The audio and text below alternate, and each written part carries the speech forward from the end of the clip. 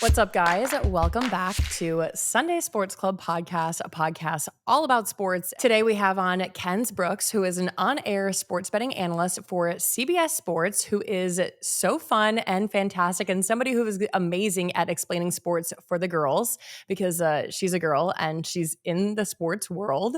Today she's giving us all the lore around March Madness. Welcome to Sunday Sports Club podcast, Kenz Brooks. I'm so excited to talk more with you, especially as a female in such a male-dominated space. I know that we are making a move more towards it being female-dominated, but I know so many women listen to this podcast as like a way to like learn more. And today I want to dive into March Madness because I know nothing about March Madness. I know absolutely nothing. But before we begin, why don't you give yourself a little introduction and tell kind of a quick background as to how you got where you're at today? Yeah, I'd love to. And the best part about March Madness and why I love doing things like this is because like you don't have to know that much. And that is the beauty of this specific calendar event of the year. But yeah, this is basically what I do for a living, which is crazy to say. And I'm so grateful to say that. But I graduated from the University of Georgia in 2023. And I had a bit of like a computer science meets finance major. So I was a very data analytics person. And during my time at Georgia, about halfway through, I was trying to get into the sports media space, and I had some producers give me the advice of get into sports betting. There's not a lot of women in it. You're a data girl, you're a numbers girl, you'll be able to pick it up.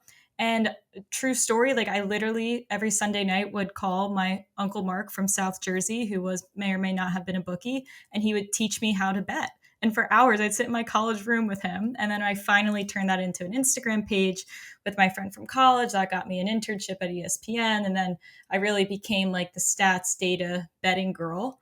And that brought me to CBS Sports. And what I do is I represent the numbers crew, the coding crew. I'm like the casual face, less intimidating person you see on air. But my team's the one making the automated CBS Sports bracket when you go to fill out your bracket and you just want it to do it for you. Like that's my coding squad. So, I play a little bit of both of just like, 23-year-old, let me explain to my sorority sisters how this works. And then I also go yell at middle-aged men on television. So it's a very interesting Hannah Montana life going on here.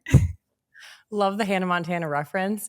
And in terms of like yelling at middle-aged men, that's literally one of my favorite hobbies. So it's so Twitter alley. It's a special place. oh my gosh, I can only imagine like having to deal with like comments and backlash and of men even just being like, "Oh, like you don't deserve to be here. You don't belong here." Like I'm sure you get some crazy comments. When growing up, like did you always know you wanted to get into not necessarily sports betting? I feel like that's a very niche like dream career. But did you ever know like when did you know that you wanted to get into this? I'll be honest, like I wasn't completely sold on it. And that's why I didn't even major in journalism. I was like, I'll go get a solid degree in something different and I'll dabble in the sports media stuff kind of on the side. I'll do certificate degrees and clubs to really amp up that part of my resume. I always thought sideline reporter was, that's the little girl dream job when you're looking on the TV. And then I realized, damn, that's a really long line. Like I got to go to like North Dakota, work local weekend anchor news. And that's it. I'm like, how can I skip some steps here and find my own niche? And like this was as TikTok's coming about and everything. I'm like, there's got to be a different avenue here. And because I was a data person, the sports betting fit just worked so well. But yeah, it was not. Yeah, I did not grow up as a little girl dreaming to be a sports gambling expert here. Super funny. I'm like, yeah, sports betting for me, I know like the general gist of sports betting and like fantasy. You would put fantasy football in the sports betting category, Yeah, correct? yeah, very intertwined.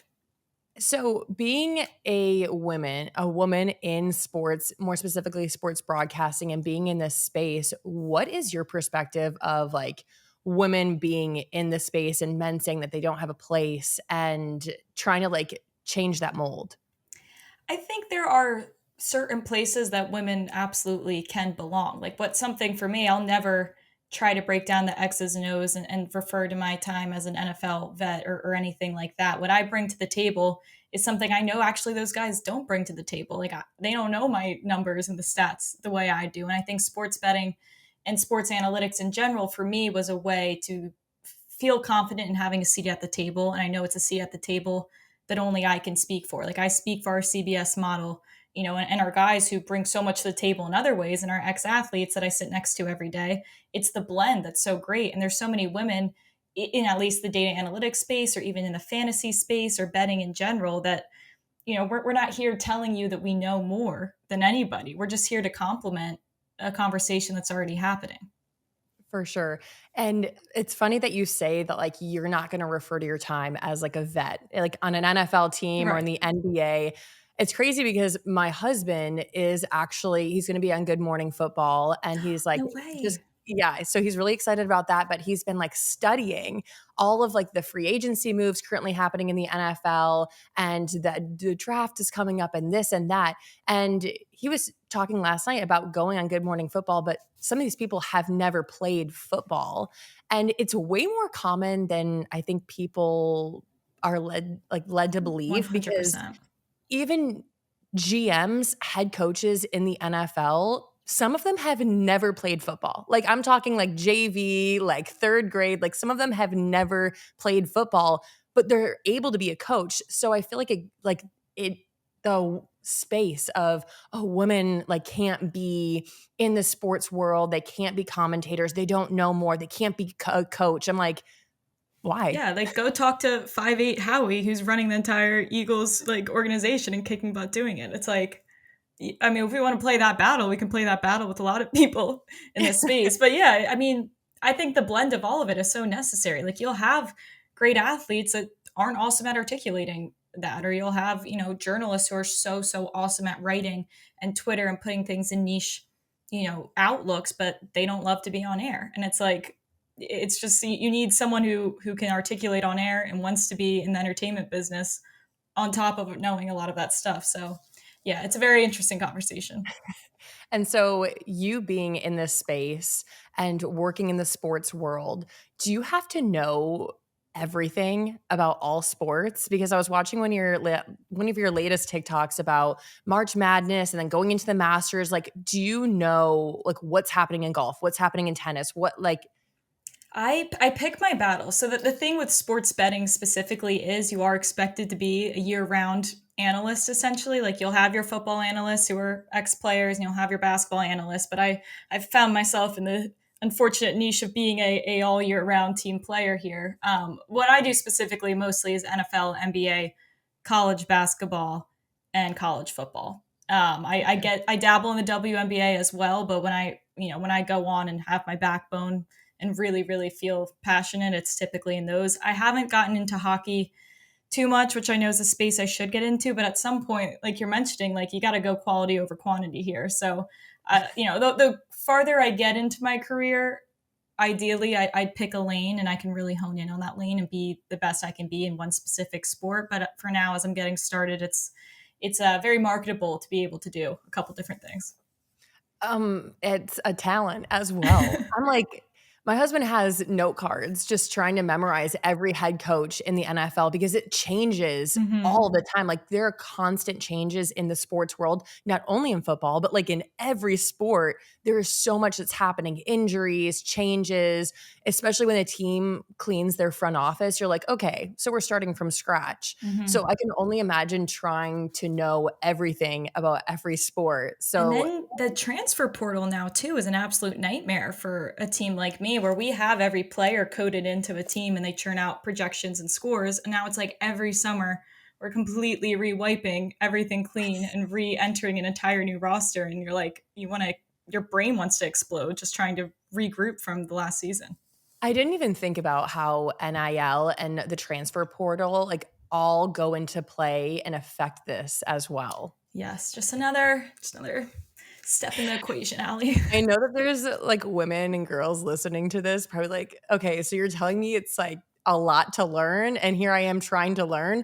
But I feel like once you get the hang of it, there are things like you can pick your battles, right? Like you can pick what you're interested in.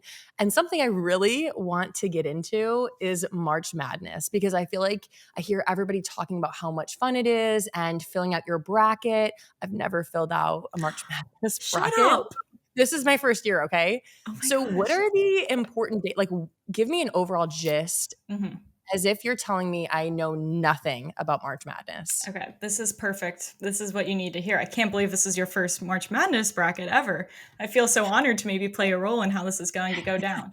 So basically, this is playoffs. We're getting the national championship, and we get 64 teams, right? 64 teams from across college basketball. Now, half of those teams that get picked, around 31 teams, they will be picked by winning their conference tournament. So right now we're in the week of conference tournaments are happening. Teams will win their conference tournament championship. So that will be around half the teams. The other half of the teams will be biting their nails on selection Sunday, hoping that the committee picks them. So March Madness is made up of, think of the Olympics, where it's like you'll have smaller countries who clearly wouldn't be able to compete with China or USA or whatever, but they're the best in their country and they're going to come to the Olympics and they're going to get a spot and be able to represent themselves. So no matter how small your conference is, if you're winning it, you're getting a bid. And then the rest, 37 other teams will be, are you around the top 64 best teams in the country? So that's kind of how we get here. So you get 68 teams is what is decided on selection Sunday. Then we shave from 68 to 64 in what's called a play-in tournament. So there's like 8 teams that have to play like an extra Hunger Games to try to just shut each other off. And that's how we get from 68 to 64. Then we start round 1. So that's by round 1, which I believe is Thursday the 20th. That's when you want to have your bracket full. So you're going to get a seeding. You're going to have 4 regions. You'll have 1 through 16 seeds in each region. Number 1, that's the best team in the region. 16, that's the, for lack of a better word, worst team in the region. And then your goal is to make it out of your region and land yourself in the final 4, represent your region, go to the national championship, and you win from there.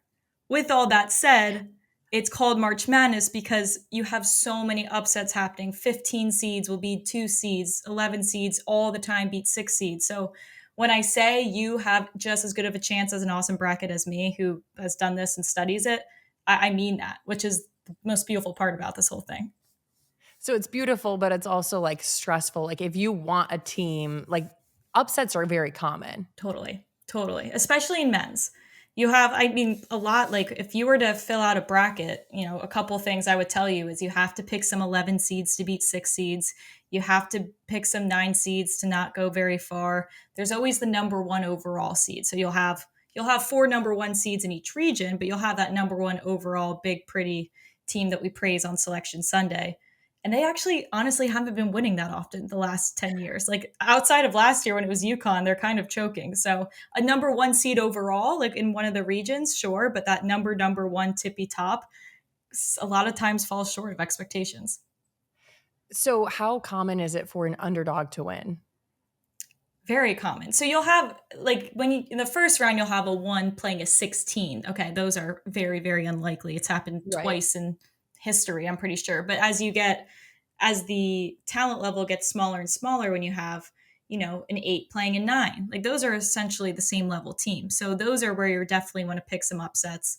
The smaller the gap gets, obviously you'll see a lot more upsets, but you'll see a lot of these double digit seeds, like 10, 11 seeds make it to the final 4. It's about teams getting hot. Sometimes it's just about experience. A lot with NIL and transfer portal is guys like to change, guys like to leave for the league. They change teams because they didn't win last year and they don't have that chemistry. When you have, 5 guys that probably aren't going to the league, they're probably going to sell insurance after this, but they've played together for so long and like this is their thing and you can't compete with that sometimes. So how many teams start out in March Madness? 64 will play in round 1. But we'll have that little shedding period called the play-in tournament after Selection Sunday, where we go from the 68 to the 64. Those 8 teams have to refight for their lives to prove that they belong. I feel like I'm fighting for my life because everything you just said kind of sounds like a different language. But from what you're telling me is like filling out a bracket should be like the fun part. It should be like you can kind of just play around with it, right? Totally. Like my mom who picks based off mascot and jersey color, like truly does just That's as well. I'm gonna be picking. No, you like honestly, you should. I mean, there's definitely like some trends to know. Like you don't want to. I don't think you should take the number 1 overall seed to win. It's just a little too obvious, and honest, quite frankly, doesn't happen as often as you think. But other than that, like this is a vibes game. And this is why women do so well in their March Madness brackets, because we're just about the vibes sometimes. And like we have that gut intuition going on. Yeah, I'm just gonna be rooting based off of jersey color, and I'm okay with that. Okay, I'm I'm gonna As you start to should. dabble. I'm gonna start to dribble into March. And you'll fall in love with some random characters along the way that have some like Cinderella story that you're like, oh, yeah, this is my team now. I'm adopting this team. It happened last year.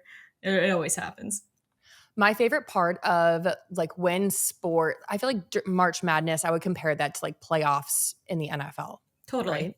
Okay. It's just like, think about the NFL playoffs just condensed into a literally like 4-week marathon where it's just every day. It's just noon to midnight games for those first two rounds because you're shedding from 64 to 32. And then you get Sweet 16, Elite Eight, Final Four, National Champion. I like that they put names to them because I can remember Elite Eight. I can remember Final Four. Like I can Right? remember those It's things. fun. There's fun lingo, and they call it like dancing when you're, we're dancing in March is when you're in the playoffs with your team. Like it's such a wholesome little March game. If you guys didn't know, it's Women's History Month. And one thing I really like to do during this time is buy. For me, but also to buy from women owned brands.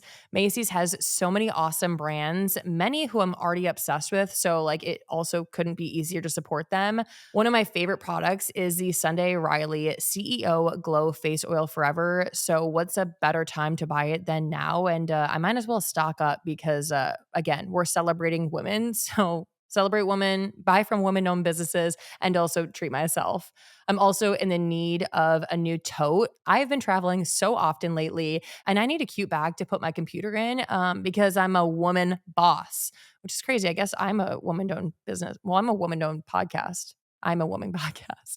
But I love that Macy's is doing their due diligence and supporting Women's History Month. You can shop so many women owned and founded brands from Macy's like Sunday Riley, Anastasia Beverly Hills, Fashion Fair, Patricia Nash, and Katy Perry, too. Can't forget Katy Perry. Macy's is also partnering with Girls Inc. to help girls grow through mentorship. And I personally love that. They make it easy to donate with either an in store roundup or an online donation. And I think it's a great and easy way to make a huge difference. The event dates at Macy's are March 1st through March 31st. Again, Women's History Month, my favorite month. So shop and support Macy's.com/purpose. Is it just me, or are you guys also laying in bed with your significant other, arguing over what you want to watch, choosing something, watching a trailer? No. And something that is very interesting to me is that I learned more people spend figuring out what to watch than actually doing the watching, like 64 hours. So thankfully, we have Streamline. Streamline cuts that in half, if not more. I have personally been loving Streamline. It organizes and prioritizes all of my favorite shows and sports all in one place. Streamline is great for sports fans, making it easy to find where and when your favorite teams are playing. The scheduling feature eliminates the frustration of searching across multiple sports channels and apps. You guys, there are so many channels. There are so many apps. I've mentioned it before, but I may or may not have missed the first few minutes of my husband's football games because, again, so many channels, so many apps. So thank you, Streamline, for helping us out with this very interesting problem.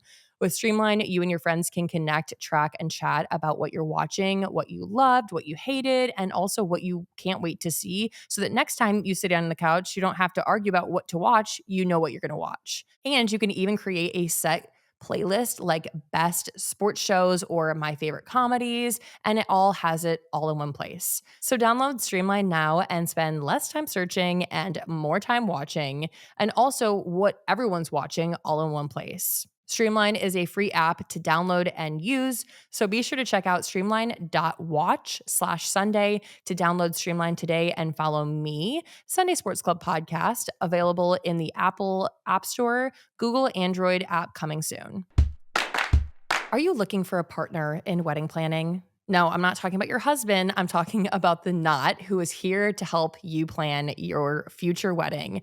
I feel like we've all been gathering inspo for, I mean, I personally have for as long as I can remember. Like, I swear I was 12, like jumping on creating my wedding inspo board. And spoiler alert, it looked nothing like my 12-year-old inspo board. But scoring expert advice to finding your venue and figuring out your budget is so important. And the knot will help you connect you to all the people, places, and tools that you need. And they make it super easy to keep your guests in the loop too. I feel like that's one thing that I didn't even think of when I was planning my wedding is like, how am I going to communicate all this to my guests? And I'm not talking like invitations. I'm talking about like if you're having a destination wedding, just keeping them in the loop so that you can focus on what really matters. And what really matters is having an aesthetic wedding. No, I'm kidding. It's celebrating your love with the people who mean the most. Some benefits from the knot include actionable inspiration and expert advice on helping couples plan over 25 million real weddings with photos, articles, and more to help bring your vision to life. You can also plan anytime, anywhere with the wedding planning app, and it has the most 5-star reviews. The knot helps you provide the best guest experience for your family and friends, from collecting their addresses. Oh my God, that's a headache. So thank God for the knot. And also easy RSVPing to provide seamless registry shopping all in one place. And also, the knot has the most venues and vendors across any wedding site in any location. So I highly recommend the knot to help you plan your big day. Let the knot connect you to all people, places, and tools you need to help bring your wedding to life. Get started at thenot.com/audio. THEKNOT.com/AUDIO. Let the knot be your partner in all things wedding planning. Get started at thenot.com/audio. THEKNOT.com/AUDIO. It's actually funny that you start to talk about the lingo because I have some terms that are centered around March Madness that hopefully you can explain for me and the other women listening to this podcast. Perfect. The big dance. That is March Madness. That is the round March of Madness is the big dance. Yes, if your name's called on Selection Sunday, you're dancing, you're in the big dance. Okay. It sounds sillier now that I say it. Yeah, I'm like the big dance. I'm like picturing like Animal Planet. Stop, like amazing yes. dance, please. It's not that. What is Cinderella? Cinderella are the teams that you didn't expect to go far, and they just start knocking off these awesome teams. So maybe they're like a 9 seed, 10 seed, 11 seed, and they start knocking off number 1, 2, 3, and they find themselves in like the Sweet 16 or Elite 8. So Cinderella is, your hidden gem. So this is very common. Yeah, every year there's like, so last year, I'm going to remember what seed they were. This Oakland basketball. Oakland is a college, and obviously you wouldn't know too much about them, but they were probably like a 15 seed or something, 14, 15, something crazy. Never heard of the players. They got like no NIL money. Again, a bunch of guys are probably going to end up selling insurance after this, not going to the league.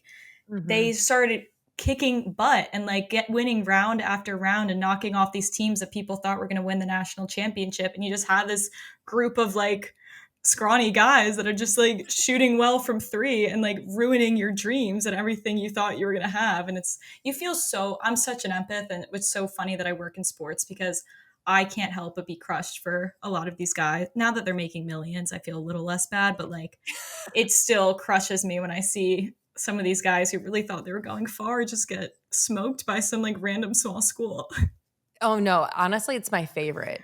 My favorite is when there is an upset. And I feel like it's even more so these small schools, you start to hear like stories about some of the players, and then you're like, wait, like this is my favorite team now. Like, yes, there's this guy, purple jerseys I was rooting for. Like, I want this small school to win. There's this school, Wofford, and they're going to be a 15 seed, meaning it's going to be a miracle if they make it past the first round. But for those listening who don't have a team or want an underdog, they have a guy who was so bad at shooting free throws that he does it underhand now, like literally like underhand. And then he wasn't even making them that well that way. They start bank shotting. them in. Like, Your guess is as good as mine. it's the most phenomenal thing you've ever seen. He's like this 6'7" big guy. He just looks like a character, and he's out there with all these guys just underhand throwing the way like me or you would. It's fascinating. And he's gonna be dancing, and I give it to He's him. gonna be dancing. Okay, wait, what college is that? Wofford. Wofford. Okay, girlies, we're rooting for Wofford as the Yes. underdog. Yes. Next term, bubble. So there's some teams that are just outside that top 64, top 68 teams. Like if you're on the bubble, some weeks you're projected to make the tournament, some weeks you're projected out. Like your game to game is you're on the bubble of making the whole tournament. Okay. Bracket buster. This is funny you mentioned that because we had a very heated debate at work. Apparently, it can mean both. It can either mean your Cinderella team, like a Cinderella team, busted your bracket because you had this number one seed making it all the way to the final four, and this little underdog Cinderella came in, beat them, busted that whole region of your bracket. In my brain, the bracket buster is that top dog team that you had going all the way and they lose and they bust your bracket because that just wipes out the whole Okay. half of the bracket that you had. So it's just a team that really screwed up what you had going on your paper. Love that. I love a good bracket buster. Yes. And then is bubble team the same as bubble? Yeah. So your bubble Okay. teams are the ones teetering. Okay, so as somebody who knows a lot about March Madness, who is your top men's and women's team going in? Can you reveal who you're like is going far in your bracket? Who I think is the best isn't always the same as who I think will win. Like Auburn men's basketball is going to go down like in history, hopefully, if they make it far. This team is insane. They've been insane all year. Them and Duke have really been the top of the totem pole this year. The SEC in general, which historically men's basketball, it's all about the Big East. It's like UConn's, which is probably what you would recognize, and then the Big Actually, 12. is Villanova a thing? Yeah. So yes, that was another Big East. Like the Big East, it was like, football was SEC, Big Ten. Big East was like college basketball. The SEC this year, for some reason, just rocks, like top to bottom. Like they have so many teams that are going to make the tournament, which is really exciting. Auburn being at the top of that. And then Duke is another great team. But the issue is you have these teams with these great records, and you're like, well, what's your regular season schedule? Are you playing high competition? The Right. SEC is because they all rock. You can't say the same for these teams. So it'll be interesting to see in March, once they see the big guns, how they perform. And some of them could be great. The same for the women's side with the women's UConn team with Paige Beckers, who I'm sure you've seen, the blonde with her. Yeah, awesome and hilarious. They're another team that's dominating, but they're dominating in a very non-competitive conference right now. So you're like, we've seen it once. They played South Carolina once and beat them.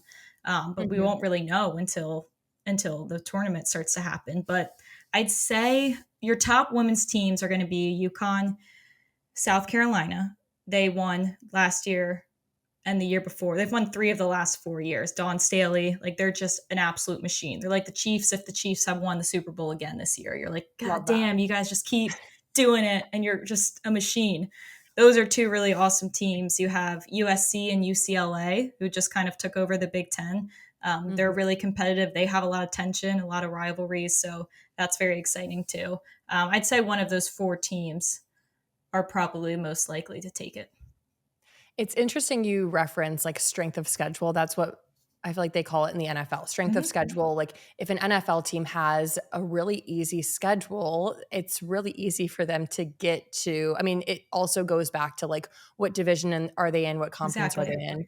But it is really interesting to hear that it also kind of plays into it for basketball. But I feel like the way that basketball sets apart, especially because of March Madness, because it's such a long, like there are how many games to get to the Final Four? You win round 1, round 2, Sweet 16, Final 4, national championship. Yeah, so it's a decent amount there with 5, and sometimes it depends, and this happens with any sport, but what ends up being your path. Some of these 1 seeds will be dealt a lot easier hand than the other 1 seeds. Like maybe your bracket, your region of the bracket just happens to have more favorable teams for you specifically. Maybe your team has a great strength that happens to be this team's weakness. So that's why you see 3 seeds, 4 seeds, 5 seeds so often end up, in Final Four in Texas, which will be this year, because sometimes they were just given for their personal reasons a good hand. Mm-hmm. So then in terms, we know there are teams that are predicted to come out on top or at least make it to Final Four. Are there teams that are going to be fun to watch? Like, what are some fun underdogs to root for, or teams that just have really good stories behind them? Mm-hmm. There's a few. I think there's some teams with some like awesome, flashy offense, which just is entertaining to anybody. Alabama's certainly one of them. Now, they're not an underdog by any means, but they just play at a high pace. They're launching 3-pointers. Like, that's just a casual fan will really enjoy to watch that game. There's other great teams like Tennessee who are just so defense focused that it's just slow. I mean, you can think of this with the NFL too. You're just like, oh my God, like this is just a slow, methodical game. St. John's is a team that it's America's team right now. It's like, think the Lions of college basketball, where it's just like blue collar. They weren't supposed to be here. The nostalgia is crazy. They were great in the 80s, and now all those alumni are like dads, and they're back in the city, and their team rocks again. And Rick Pitino is the coach, who's this like nostalgic, awesome head coach. That is, I'd say, like America's team right now. Like, people are loving their story, and they're good, but they're a team again playing in a conference that we don't know what's coming in March. And they are a team that they'll tell quantitative model data people like myself who thinks they're maybe not that good. They'll say like, sit down and shut up. Like, we have the vibes. And that happens in March. And I respect them for it if they go far, but that is a very, very fun team to watch. And that's a Okay, St. very John's. publicly covered team this year. Yeah. Okay, because I grew up in Detroit, so I'm a Lions fan, and Mm. so I'm gonna have to root for them because I like that, like their motto. I like that kind of like culture. So Mm-hmm. they will be on my bracket, and they will be going far. Yes, they're a team people have going far. Another team I like is Maryland. And then they've been decent before, but this year specifically, people call them the Crab Five instead of the Fab Five for Maryland. But it's like a bunch of older guys who have been there, and then like one awesome freshman who should be a first round pick in the draft. So it's like this great complement of, we have our little superstar, but then the rest of us are so solid and we bring the experience. And I think that's a very underrated team. If you want to pick an underrated guy to go far in your brackets, I think Maryland's a great team. Clemson's a great team. Michigan State's a great team. Just those like I like middle of the Michigan pack State. guys, you know? Yeah, yeah, Yeah, yeah. I was there when they were like really good. I don't know how they are now. Yeah. Well, so Tom Izzo is the head coach, and the whole spiel is Tom Izzo in March. Like, screw the Mhm. regular season record. That guy knows how to win basketball games in March. And sometimes that's what people pay coaches for, is how do we win in March? It's pretty funny. And then, because again, I don't know much about basketball slash March Madness, my producer wanted me to ask, are there any mascots you think people are going to fall in love with this year? Is that a thing? Ooh. Well, there's always some random, like, Just some random niche. story that people like. Let's And see what Wofford's mascot is. I bet it could be something funny. my favorite are the mascots that are like very dressed up, very overdone. Like, I feel like there's like a mascot that's a minor. Wait, Where would that? hold on. Wofford is the fearless leader of the Terriers. He's a Boston Terrier named Wait, like an Boss. actual, like a Boston Terrier. Yes. Yep. Wofford has surprises, I feel like, that we don't know If about. they lose in the first round, which like is more than likely, I'll be crushed. I'm not gonna lie. I like their story. There are let me see what Drake's mascot is. Drake, oh, another dog, Spike. Love that. Bulldog. Drake also has some guys that are like, these smaller schools are what are so funny. The non-power four, power four conferences are SEC, Big 10, Big 12, ECC, like those ones with a lot of money and, the big football programs. But the smaller mid majors are what they're called, are the guys that sometimes shine in college basketball. But Drake has a guy named Mitch Muscari, who he was a D2 player. He followed his coach to Drake. He was about to literally go be like a finance bro in the real world. And I was like, I'll give it another shot. And now he's like leading this 30-3 Drake team to March. And it's just like those Big types of fan. stories to me, you can't make up. Like, these aren't guys who are here for the NIL or anything. Like they're literally just going through college, solid basketball players, and they become like these celebrity superheroes for 4 weeks of the year. Such a fan. Okay, well, I'm gonna be rooting for. I need to come out with a list of Yeah, people yeah. I'm rooting for this March Madness, which is a fun thing though because I feel like having a lot of people that you're rooting for keeps you entertained, it keeps you intrigued, it keeps you watching, and Mm-hmm. so I just need to make like a cheat sheet of Yeah, everybody.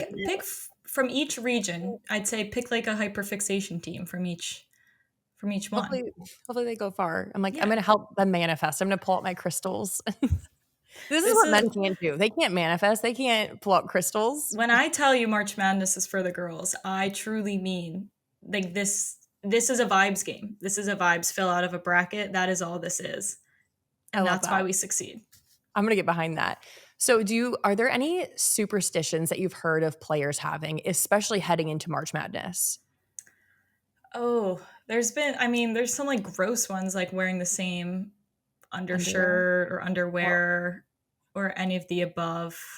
I'll be honest, most of that stuff typically stays pretty pretty in the locker room. I remember, but some of them just have funny hobbies. Like there was this one NC State guy for the star NC State had no business making the Final Four. It was so awesome for them. They've never done anything like that in recent history. And the guy, he has now I'm blanking on he has vending machines. Like he owns in his multiple house? vending machines. Oh, No, he as a like business. as a business. My Wait, guy okay, is I'm playing on on that side of national television the Final Four and side hustling vending machines. I'm on that side of TikTok, and I will say that sounds like the best side hustle ever, and I've heard people making a lot of money doing that. I've seen TikToks of like, let me count out my day of the vending machine, and I'm like, oh, suddenly I'm interested in that. I'm like, if that player is listening, he should like create a TikTok about that. Is he still playing? No, I don't think so.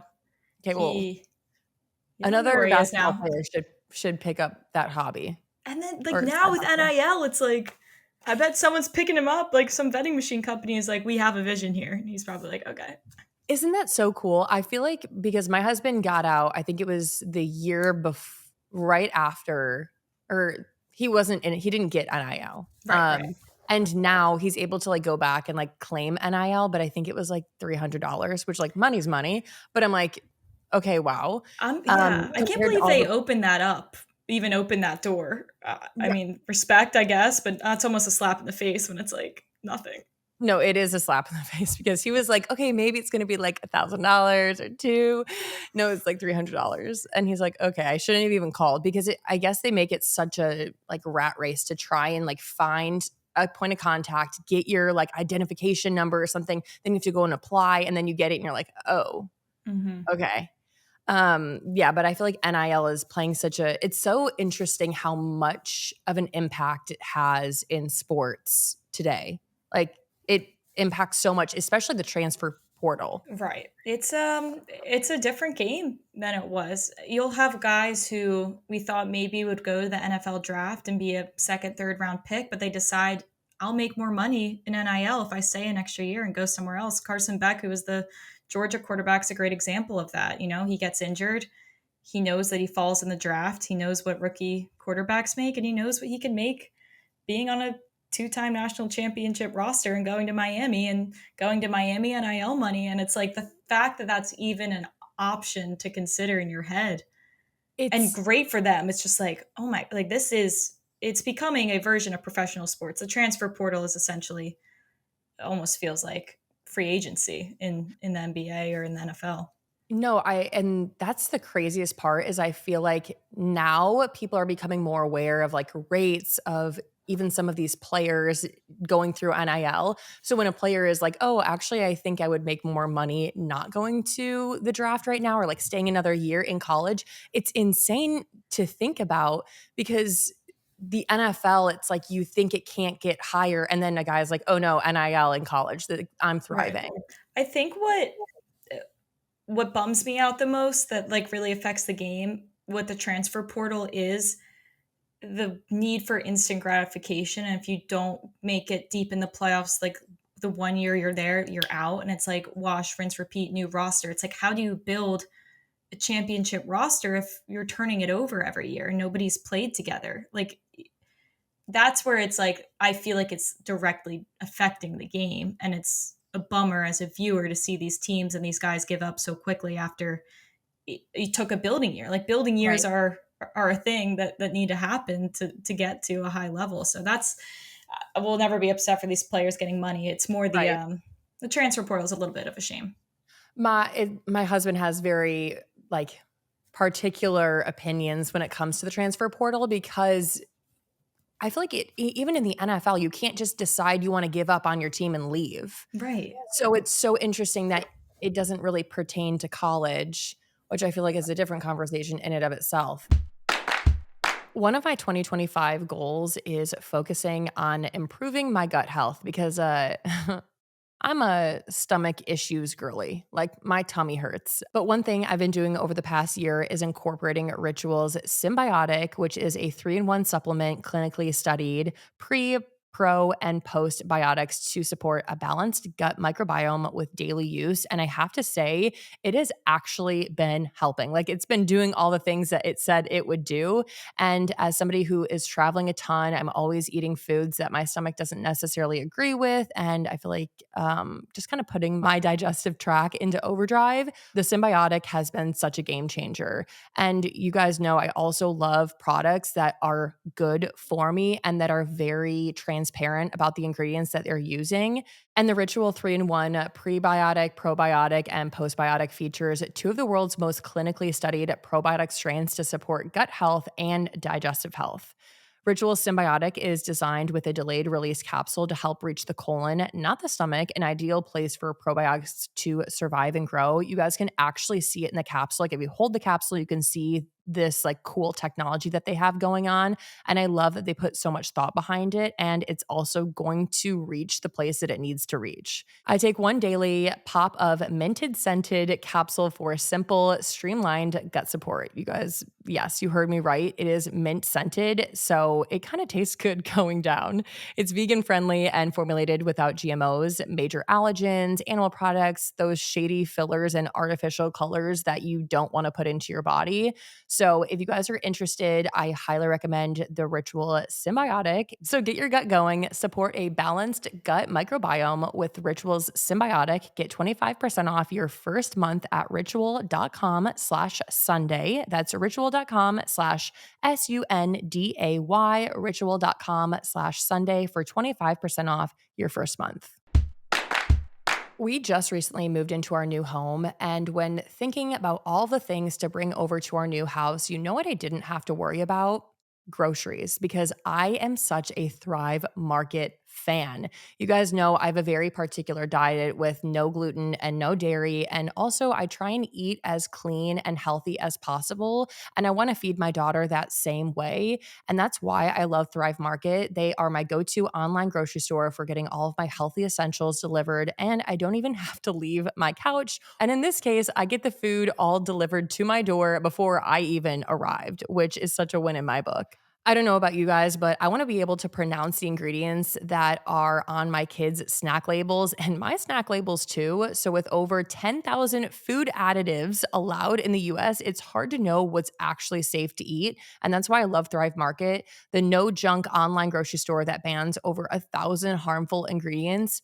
Their team of product researchers do the hard work for me and my family so that I don't have to spend hours reading labels, and they have all of the hard to find brands at the best prices. One of my favorite brands that I love getting on Thrive Market is Simple Mills. I'm talking muffins, brownies, pancake mix. They have it all. And it's one of my favorite things. And sometimes it can be hard to find in a regular grocery store. So my best hack is just to buy it on Thrive Market. They also have a healthy swaps scanner. So you can scan a product and it instantly recommends a healthier swap. And I've swapped out so many sugary snacks that I personally love for higher quality, dye-free favorites like Chomps, Simple Mills crackers, lesser evil popcorn. And my husband doesn't even know the difference. Like he's still getting those snacks. So if you guys are ready to make the switch for a healthier 2025, go to thrivemarket.com/Sunday for 30% off your first order plus a free $60 gift. That's THRIVE market.com/Sunday. Thrivemarket.com/Sunday. With spring just around the corner, there's no better time to reset, refresh, and make movement a bigger part of your routine. And that's why I love Stacked, a female founded wellness brand that believes movement is important for a well balanced life. Their equipment, like the foldable Stacked Mat, the grippy and more durable Stacked Mat Pro, and the adjustable Stacked weights, is designed to be convenient, versatile, and honestly, it just makes you want to work out. Whether you're embracing brighter days with a new routine or leveling up your workouts, Stacked has created tools that fit seamlessly into your life and inspire you to move. So, the Stacked Mat is the first foldable fitness mat that doubles as a block to modify or enhance your workout. And the second I pulled this out of the packaging, my husband was like, wait, I like that mat. And he's been using it. And every time I want to work out, I have to go searching around the house to find it. So take it from somebody who literally made it a career to be working out. I mean, football too, but my husband loves the Stacked Mat. It is twice as thick as your standard yoga mat. It folds section by section for extra support. And also, not to mention, like you can store it really easily. You can say goodbye to rolling up your yoga mat and dealing with that mess. I swear I don't even know how to roll a yoga mat these days. The Stacked Mat Pro is their first line extension. It includes everything that we love about the Stacked Mat, but it also includes a premium textured layer that offers added durability and grip, which is perfect for high impact workouts. And I also have to take a second to talk about the Stacked weights because they are impressive. They're adjustable hand weights that allow you to flex between 2 pound, 4 pound, and 6 pounds without having multiple pairs of weights. And I'm going to say this, they look really aesthetic. My husband's also a huge fan of these, so I'm going to need to find those later when I want to work out. If you guys can't tell, I am such a big fan of Stacked. I personally love anything that makes working out easier or makes it more comfortable, and Stacked does just that. And also, not to mention, again, female founded. Stacked has made it even easier with their curated sets from the Stacked starter set to the Pilates set, yoga set, and more. These bundles give you everything you need to kickstart your routine and also save while you're at it. So be sure to visit shopstacked.com/Sunday and use code Sunday at checkout for 20% off your purchase. That's shopstacked.com/Sunday and use code Sunday for 20% off your order. Are there any like fun is there fun drama in March Madness or like any beef between teams or like anything that's like publicized? You have your classic rivalries, which honestly, a lot of them aren't the same. Like Duke UNC has always been massive. UNC is certainly not the caliber of Duke this year. The SEC has really become a big battle of Alabama, Tennessee, Auburn, those guys just constantly eating up on each other. Women's, it's been South Carolina's world a little bit, and we're just living in it because, especially now without Caitlin Clark, that Iowa situation isn't the same. That LSU situation, those girls are on the league now as well.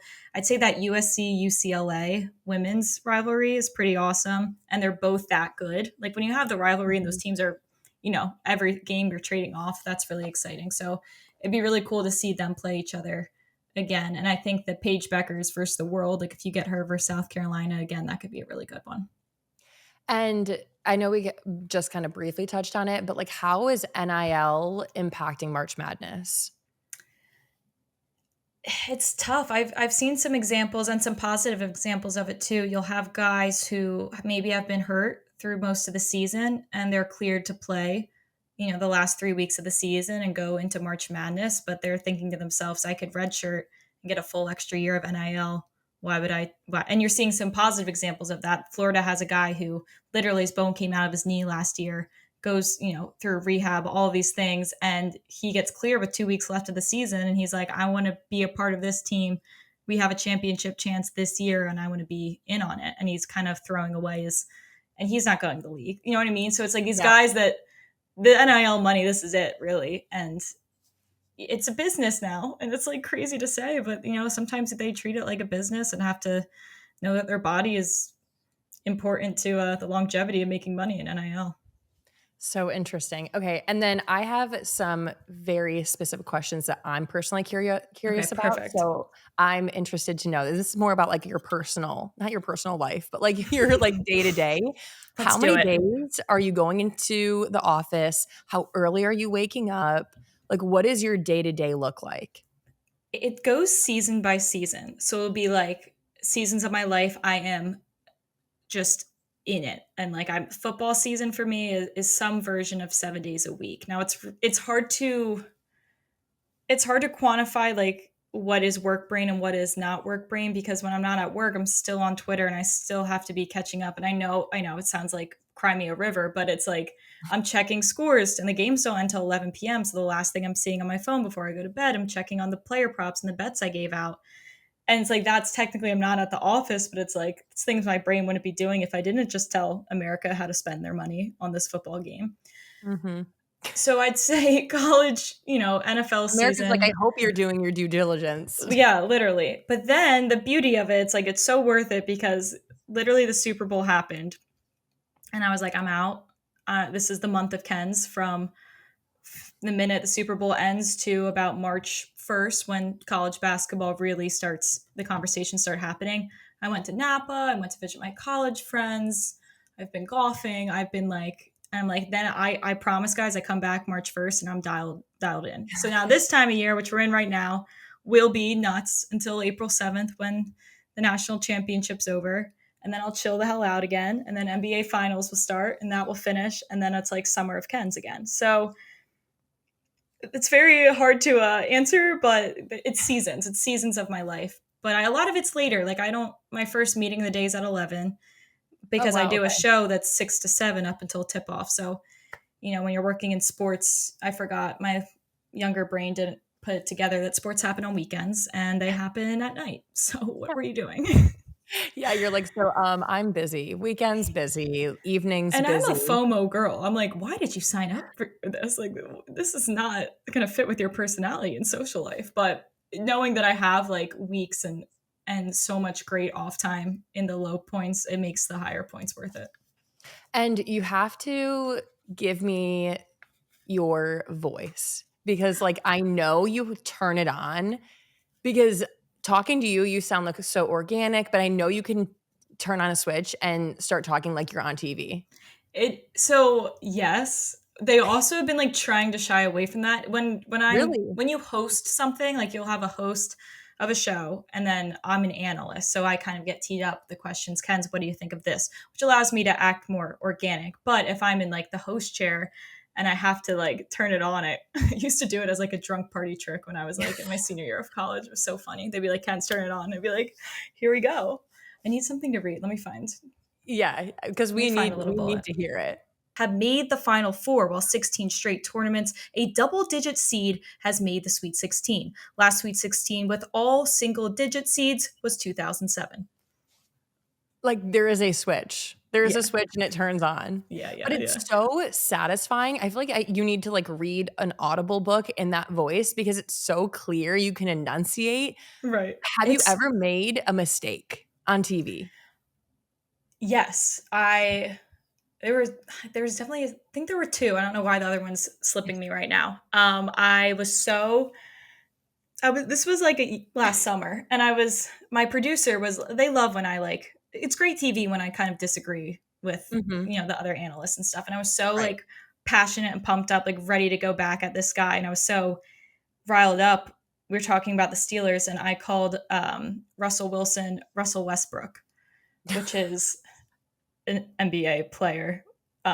So that was, and I was like, so in the moment, I was like, yeah, and Russell Westbrook can't throw to George Pickens. And I'm like, well, that's because he's playing basketball. That's because he doesn't um, know how to throw a football. yes, that would be because he's not getting paid to do that. So little things like that. As far as like choking and really forgetting what I had to say, not too much anymore. Like this point in Mhm. my career, I'm saying that like I've been doing this for 10 years. I really feel like I know what I'm talking about confidently. Like I'm not so worried about what were the notes on your sheet, what were like the specific stats. Like I can sit there, I can talk ball. I know if we go off script with this guy, like I can do that. And I think Mhm. that is why you see those people on TV do it so effortlessly, is because at some point it just feels like you're talking to the person next to you. And to this day, I don't even know how many people watch some of our like digital streaming stuff. I don't think it would help me to know. Like, it's probably for the best I don't. So there was definitely like a switch, I'd say, over the past year. And how are you watching March Madness? Like, are you watching with friends? Are you sitting down with everybody, like, screaming at the TV? Or are you watching, like, in the office or in your bed?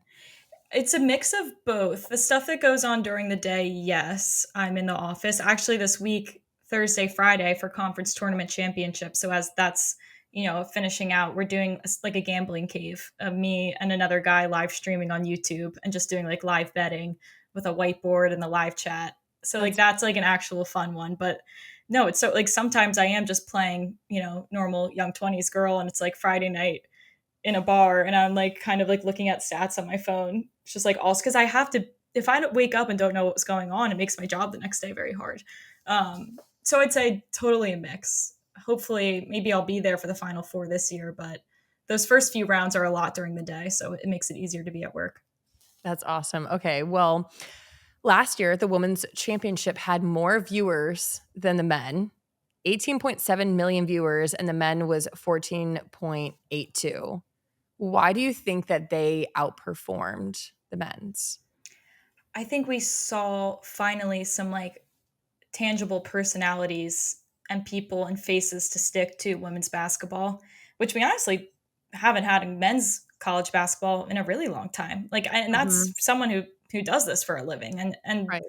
you fall in love with personalities or drama or anything, and a lot of it's media based. And I think the media did such a great job of feeding into what was going on, and the women in the at the schools did such a great job of living up to that hype. I will definitely say I think I can name way easier 5 awesome women's college basketball players than I can men right now. Like if I were to Right. speed, like which is you can say that about many sports going on, and you definitely couldn't say that 5 or 6 years ago. Which I love. And speaking of the girls, is there any good starter advice when it comes to sports betting? Ooh, I think you start I the best way to learn and understand how like the money and the payout works is really just to do it. Like you just play around with, oh, if I do $5, what is the payout? Oh, well, if I do 10, and then you're like playing around and the odds and stuff start to make a little more sense. But straight betting, which is not parlay, so just $5 for this team to beat this team, bang, done. So those are called money lines, which are when you're just picking a team to beat another team. And then the other fun thing, I think, if you don't really care who wins, is taking the over in the game, which means you're taking over the combined points that odds makers are saying. So say the total is 100 points, you're asking for both teams to combine for over 100 points total. So one could score 50 and one scores, 55, whatever the case is, but then you're just rooting for points and like Are that's you fun. able to bet? Yeah, so we're not since we're not a sports book, like we can bet. If I worked for FanDuel or DraftKings or whatever, that's a different story. A lot of different networks are different, but I think it'd be a little fraudulent if I was telling America how to spend their money and I wasn't allowed to. I find that so interesting just because like players aren't allowed to bet, which that makes total sense. Like Valid, then yeah. then you could like skew if you really bet enough money. Mhm. What other sports do you think more female fans should pay attention to? I do think I've fallen in love with hockey since I've moved down to Florida, and the Florida Panthers, obviously them being awesome, helped that, but that's you anything can happen so quickly. Like that game can change in a heartbeat with how fast that puck moves. I think is super super fun. I selfishly I played volleyball. Women's college volleyball to me is one of those sports where I will fight that watching women's volleyball is more entertaining than men's because the rallies are longer and it's Mhm. like you have a chance to get every ball, unlike the men sometimes when it's like he's just going to hit this so hard and it's going to be over. But the women, like, it's long rallies and they're so cool too. Like those are some of the coolest athletes I feel like in college sports. So that's around Thanksgiving is those playoffs, but that's a really really fun one. So interesting, actually. One of my husband's old teammates from the Raiders, his wife just became a part of the new professional volleyball league. And Nice. she's playing in San Diego, and, I do find volleyball like, a fun sport to watch. I kinda compare it to, like, basketball in a way, is, like, there's, like, always, like, something happening. It's not And like a yeah, slow sport, and whereas you I feel don't like need to know everything. Like yeah. you can see when that was good or that was bad. Exactly. Okay. And then we're going to end off with some rapid fire questions with a little Okay. March Madness twist. So you can just say one or the other, or you can give like a little 1-2 sentence.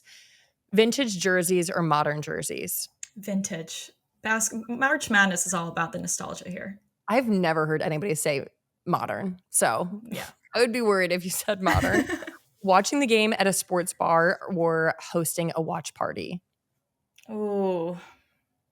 If it's my team, sometimes I like watching at home when I know I'm with a crowd of my own fans. Yeah, don't invite anybody from the other team. Yeah. Bracket challenge with a friend or office pool? Office pool. For my office For your office. being people who really are dialed into this. Exactly. I'm like, do your friends get into it? Yeah, a lot of, I mean, just going to University of Georgia, like big football and sports Right. school, most of my girlfriends are pretty in tune. I help them with some like niche things, but they're all into that. Love that. Legendary coach or rising star coach? Rising star coach. Love I that. love the young guys You like doing the well. underdog. I'm a sucker for an underdog. NBA or WNBA? Ooh. I grew up watching the NBA. Like that's a controversial answer, but I'm an NBA girl. It's Not not everyone loves it. controversial. Like, I you can like mean, whatever you it's want. the NBA isn't what it used to be, but it still has a place in my heart. Cinderella story or number one seed dominating? Cinderella story. Come on now. Right. I mean, I shouldn't have even had to ask. Filling out brackets based on research or going with gut feelings? Gut feelings, and that's coming from like the research head. It's Right. really my career. Well, and that brings me to my last and final question. So then when it comes to sports betting, how much is you giving like your 2 cents going off of your gut and what you truly believe based on or versus like research and like well-backed like facts? So since I like work for the model, simulations, whatever, like every morning we get the game scripts come in, it goes to the model and it like projects out, hey, here's where you have value in this game. You have this player shooting more than this and whatever, this player for more touchdowns. Then I kind of with my vibes pick which ones I'm going to give out that day. Mhm. And like great example was yesterday, my team, as in me and the coding guys, like the model went 7-6, but I went on air with 3 picks. I picked 3 of the winners. You know what I mean? So sometimes, like, guys, it's because you have a female on your team. Just didn't have the gut intuition. You don't have it. I love that. Well, thank you so much for coming on Sunday Sports Club. Where can the people follow you?